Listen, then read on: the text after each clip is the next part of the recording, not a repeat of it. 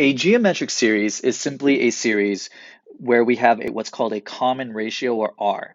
And all that means is that we are multiplying by the same number every single time to get the next number.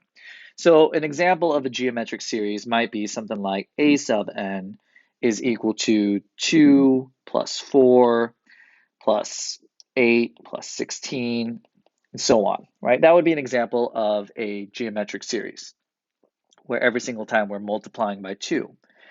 And if you think back to your pre-calc days when we talked about geometric series, you should remember that there were some geometric series where we could find a sum, and there were some geometric series where there was no finite sum. There was what we called an infinite geometric series that had an infinite sum, right? And this is one example of that. We see that as we're adding terms, as we continue to add terms, our sum is not going to settle in on any finite value. And if you think back to earlier in our lesson, we actually looked at a geometric series where there was a finite sum, something like a sub n is equal to 1/2 plus 1/4 plus 1/8 plus 1/16, and so on. So this is also a geometric series, specifically an infinite geometric series, but this geometric series actually does have a finite sum, and that sum is 1 here. It actually does settle in on the value of 1. Well, what's the difference? How come one geometric series had a finite sum and another geometric series didn't? Well, it all boils down to what the R value is, or what your common ratio is for the series. Here we see that our common ratio is equal to 2.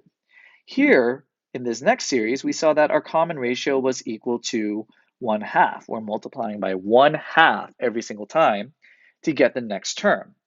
And what that did was it allowed us to establish that in order for an infinite geometric series to have a finite sum, what had to be true is that the absolute value of our common ratio had to be less than 1. The absolute value of our common ratio had to be less than 1. Conversely, when the absolute value of our common ratio was greater than 1, then we had an infinite sum. And we can apply the same concept here when we're discussing the convergence and divergence of a geometric series, because having a finite sum is simply what it means for a series to be convergent, is that it has a finite value for its sum. And that allows us to establish what we call the geometric series test. The geometric series test, or what I'll often say as GST for short. And GST simply says, for an infinite geometric series, if the absolute value of your R is less than 1, then this geometric series converges. And what's nice about the geometric series test is that when it does not pass this test, when the absolute value of R is greater than 1, then we can say that this series diverges. So that's what's nice about the geometric series test. Unlike NTT, or the nth term test, where if it doesn't pass that, it just simply is inconclusive, the geometric series test says, hey, it's either one or the other. As long as your series is a geometric series, if the absolute value of your R is less than 1, then we know that this series is going to have a finite sum, therefore it converges. When the absolute value of your R, or your common ratio, is greater than 1, then this series diverges. So let's look at a couple of examples, and then we'll deal with a couple of other practice problems. So let's look at the first one. First one is written in sigma notation. So let's look at this. Well, here at first glance, you might be tempted to write out all of the terms, but if you think back to your pre-calc days with geometric series, you know that your common ratio is what you are raising to the power of n. So this here is your common ratio. So R is equal to 1/4. And then we can say, well, the absolute value of R is equal to absolute value of 1/4. And what do we know about this? This is less than 1. Because this is less than 1, we know that this series converges. And this is where we're going to start stating the test that proves that this series is going to converge. So we're going to say by GST, this series converges.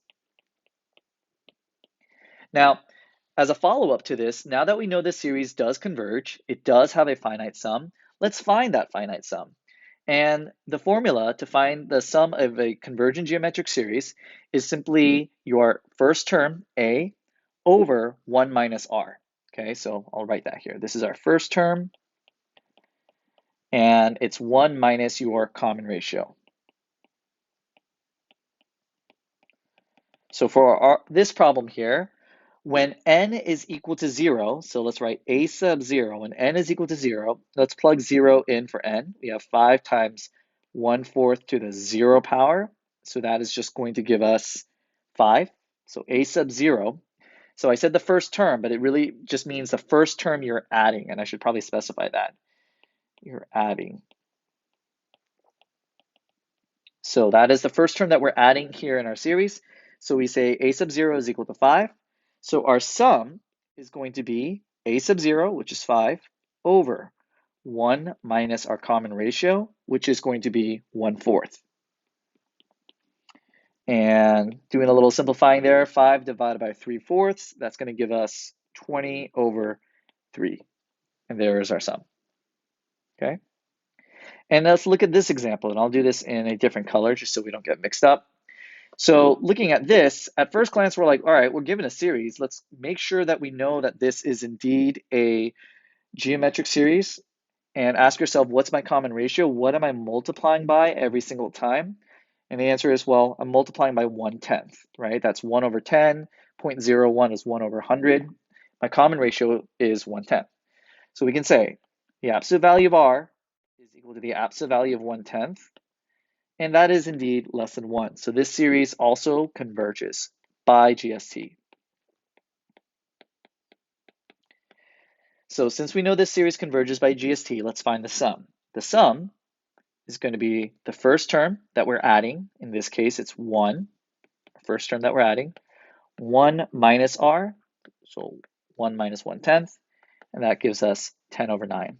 So even though we're adding an infinite number of terms, because those terms that we're adding are getting so much smaller as a result of our common ratio, the absolute value of our common ratio being less than 1, we know that even though we're adding an infinite number of terms, the sum of this entire infinite geometric series will be equal to 10 over 9.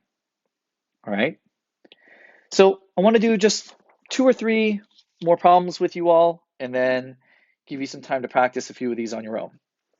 All right, so let's look at something like number 5. Let's jump to number 5, because a few of these are going to be easy enough, I think you can try on your own after having watched this video. So looking at this here, can we see what our common ratio is? If you said that the absolute value of our common ratio is 4/3, what we see here, then you would be correct. Now, what do we notice about this? Well, this one, our common ratio here, is greater than 1. Because the absolute value of our common ratio is greater than 1, we can just say right away that this series diverges by the geometric series test. Okay? Now, if you're looking at this carefully, you could also see, excuse me, you could also see that we could have also used the nth term test, and I'll just do that in a different color. Could also use NTT. And what does NTT say? It says, let's look at the limit of our a sub n as n approaches infinity, which is this. There's our a sub n.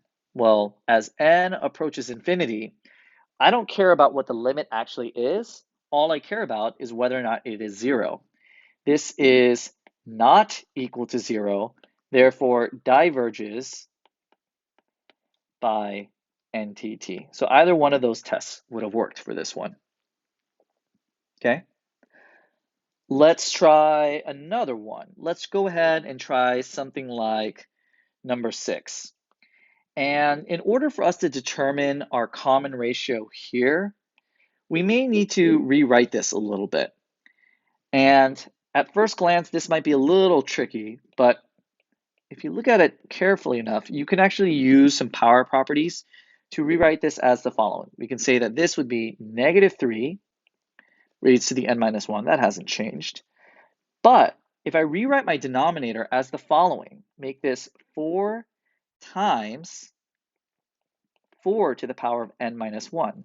And just pause and look at that for a second, because we're just using power properties. We're rewriting 4 to the n as 4 times 4 to the power of n minus 1. If we just add up those powers there, we still get 4 to the n.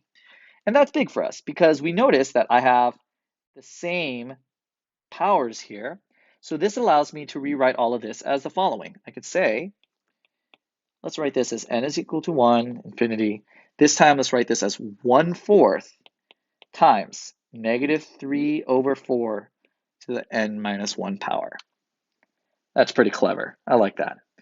And just ask yourself then, okay, what is my common ratio? My common ratio is equal to -3/4, but we're looking at the absolute value of this. So the absolute value of this is the absolute value of -3/4, and the absolute value of r here is less than 1.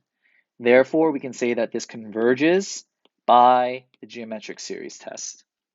Now we're looking to find the sum, and the sum of this series is the first term that we're adding. Well, what is the first term that we're adding here? So maybe I want to just do that in a different color. A sub 0, the first term that we're adding, and when I plug in, oops, it's not a sub 0, excuse me, it's a sub 1, because when we're starting with n is equal to 1, we get 1/4 here. So we're going to write that 1/4, all of this over 1 minus our common ratio, and our common ratio is -3/4. So that would just be 1/4 times 4/7, the reciprocal of the denominator, and we get 1/7. Okay?